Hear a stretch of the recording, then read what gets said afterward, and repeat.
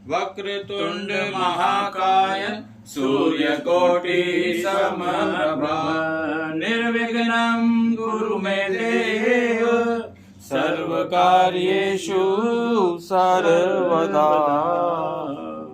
ओम सद्गुरु प्रसाद। भगवान की वाणी अमृत वाणी ध्यान से सुने। भगवान बोलते हैं तुम्हारा मन तो न चाहते हुए भी किसी को जज कर लेता है। तुम्हारा मन तो न चाहते हुए भी किसी को जज कर लेता है, न चाहते भी किसी को देख लेता है। चाहते नहीं हैं कि हम जज करें कि बहू क्या करती है, ये क्या करता है।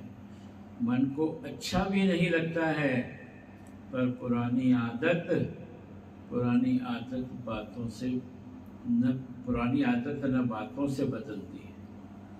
पुरानी आदत बातों से नहीं बदलती है।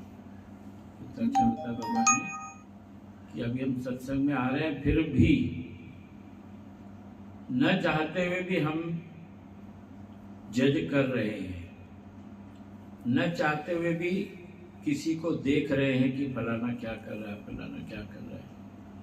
चाहते नहीं है कि हम जज करें कि बहू क्या कर रही है, ये क्या कर रहा है। मन को अच्छा नहीं लगता है, पर पुरानी आदत है ना, वो बातों से बदलती नहीं है।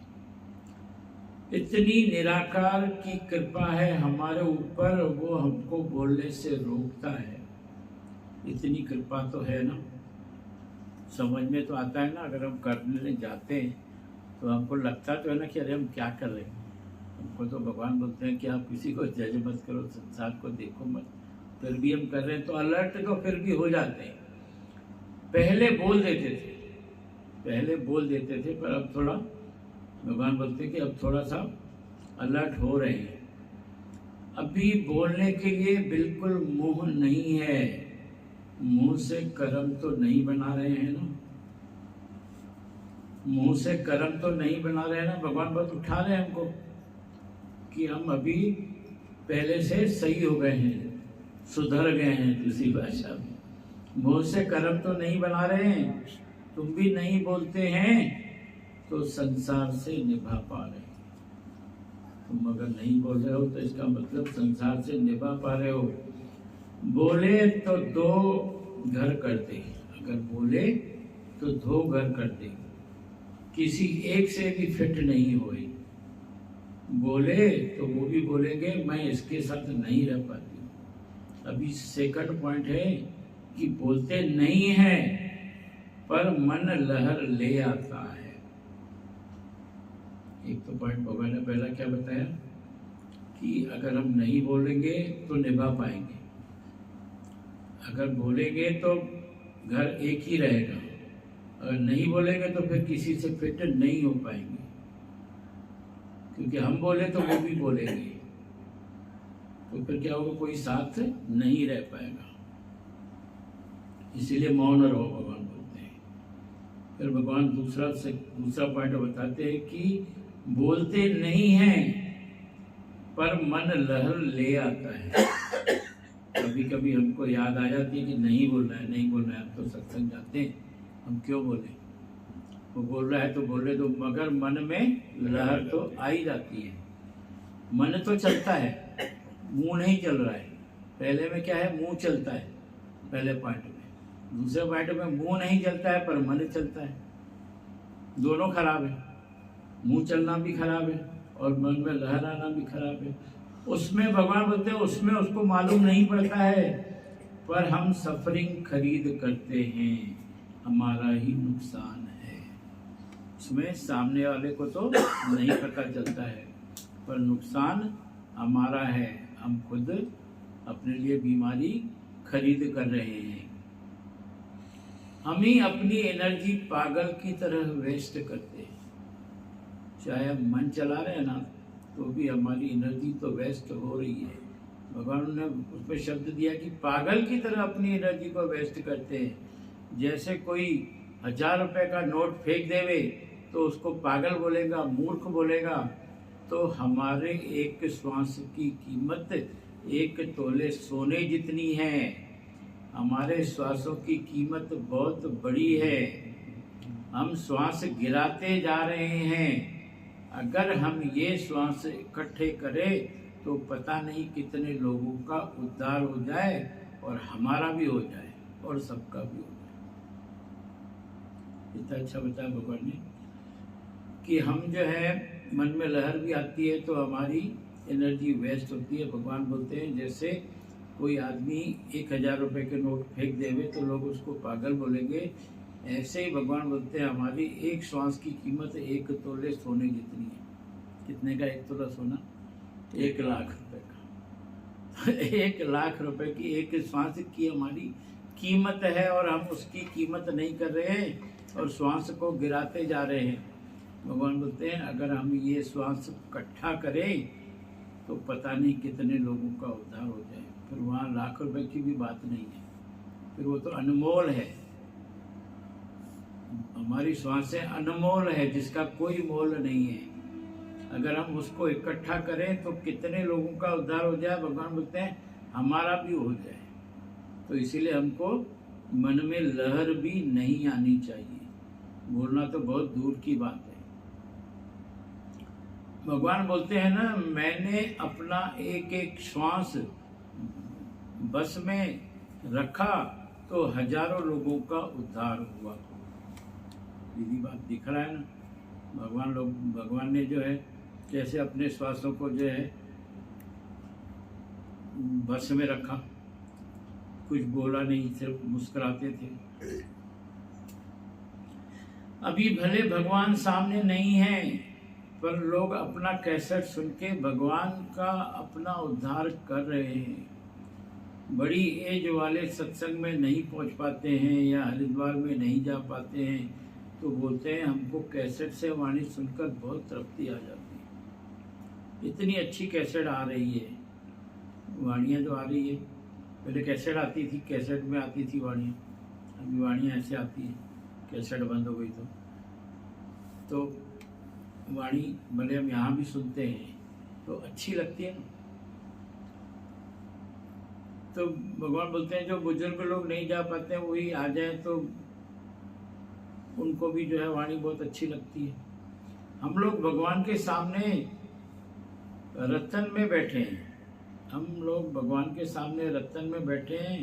वो पॉइंट सुनते हैं तो मन वश हो जाता है। मन वश हो जाता है।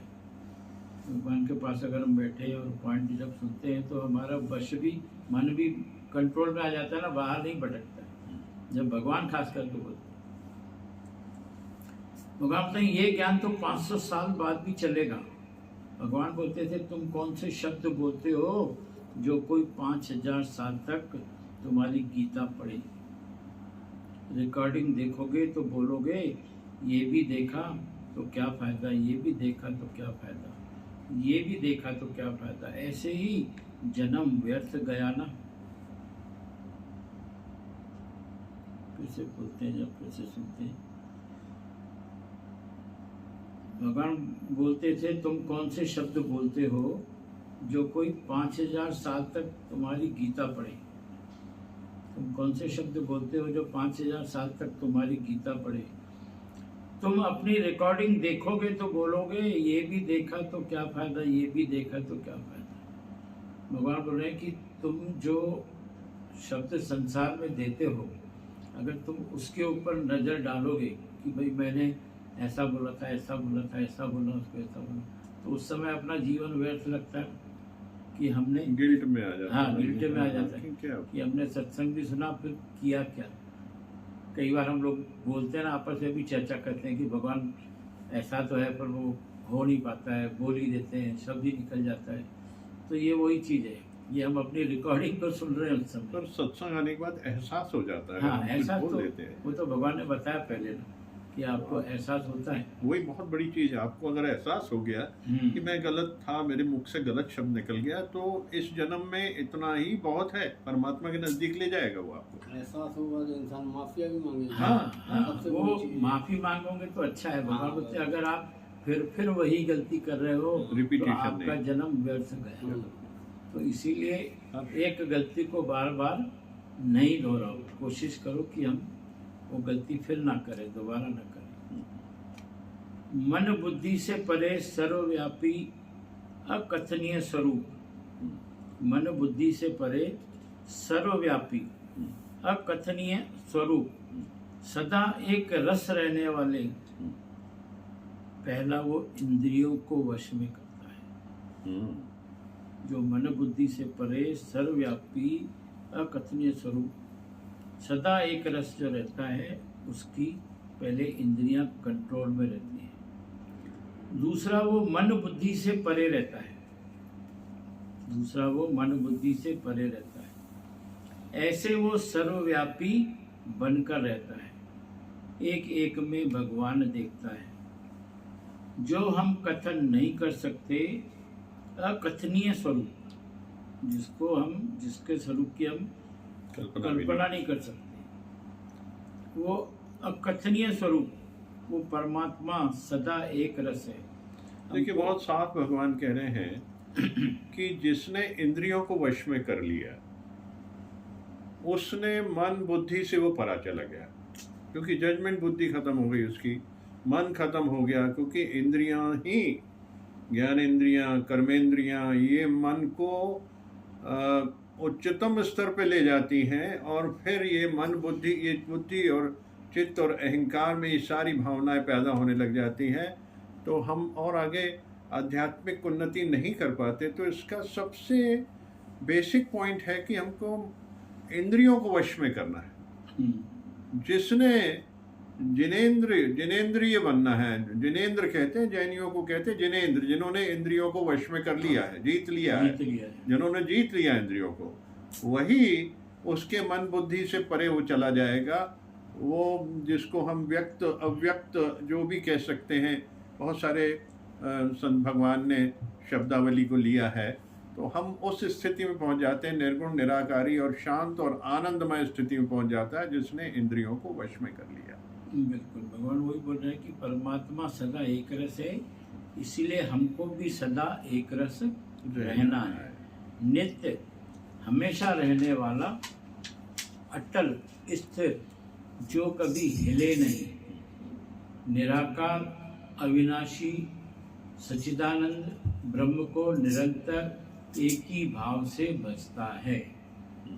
निराकार, अविनाशी, सच्चिदानंद ब्रह्म को निरंतर एक ही भाव से बसता है। कौन? जो हमेशा एक रस रहता है। तो देखिए, इसमें एक रस की जो बात है कि मन को भी ब्रह्म कर दिया इन्होंने यहाँ पे, जो एक रस की बात की कि हर एक चीज़ ब्रह्म है, हमारी सांसें, हमारा शरीर, हमारा मन, ये सब ब्रह्म है। जिसने इसको ब्रह्म कर लिया, वो सच्चिदानंद, परमानंद, निराकार, निर्गुण निराकारी स्थिति में सब उसको ब्रह्म दिखता है, उसने सबको जीत लिया। जिसने इंद्रियों को जीत लिया, वही निर्गुण निराकार है। बिल्कुल बिल्कुल, बहुत सही बोले। वो संपूर्ण भूतों में, भले में, सब में समान भाव वाला योगी मुझको प्राप्त होता है। कृष्ण भगवान ने बोला ना उसमें कि ऐसे जो योगी होते हैं, जो सब में, सब भूतों में समान भाव से देखते हैं सबको, तो ऐसे जो योगी है वो मुझे प्राप्त होते हैं। उनमें दो क्वालिटी और भी ज़्यादा है। वो सर्वभूतों के हित में रहते हैं, सर्वभूतों के हित में रहते हैं, और दूसरा समान भाव वाले। एक तो निराकार के भक्त की इंद्रियां समेटी हुई है, जो निराकार के भक्त होते हैं इंद्रियां समेटी हुई है। दूसरा उसको समभाव है, और तीसरा उसको सबकी भलाई में रहना है, और चौथा उसको एक रस रहना है। चारों गुण है। और पांचवा भी दिया है कि उसको हिलना नहीं है, अडोल रहे। अडोल रहे। मन को हिलना नहीं, उसको क्या हिलना नहीं। तात्पर्य ये है कि मन नहीं हिलना चाहिए। मेरा अंतःकरण के अंदर कोई हिलना नहीं चाहिए, यानी उसके अंदर द्वैत नहीं आना चाहिए। हिलना का मतलब क्या है? द्वैत, अद्वैत में रहना चाहिए। और जो अद्वैत में है, मैं ही सब में हूँ, सोहम सोहम, जो तू है सो मैं हूँ, वो तो अडोल है, शांत है, धीरज में है, संतोष में है, आनंद में, सबसे बड़ी चीज है। वो हिलता नहीं। वो हिलने का तात्पर्य छोटा सा पैरा ले लेते हैं। ले लीजिए। 5वां उन्होंने बताया कि हिलना नहीं है, यानी अटल रहना है, स्थिर रहना है। तो 6ठा बताया है कि उसको हर वक्त अपने प्रभु का ध्यान रहता है। जो इस तरीके से रहता है वो हमेशा भगवान के ध्यान में रहता है, उसको आनंद में रहना है, कभी अपने को दुखी नहीं समझना है, उदास नहीं होना है। उदासी माना नेगेटिविटी, तो कभी निराकार आ ही नहीं सकता है। अगर हम उदास हैं इसका मतलब हमारे अंदर नेगेटिविटी है, तो कभी भगवान आ नहीं सकते हैं। इसलिए देखिए भगवान कहते हैं आप ज्ञान भी सुनते हो तो चेहरे पे मुस्कुराहट होनी चाहिए।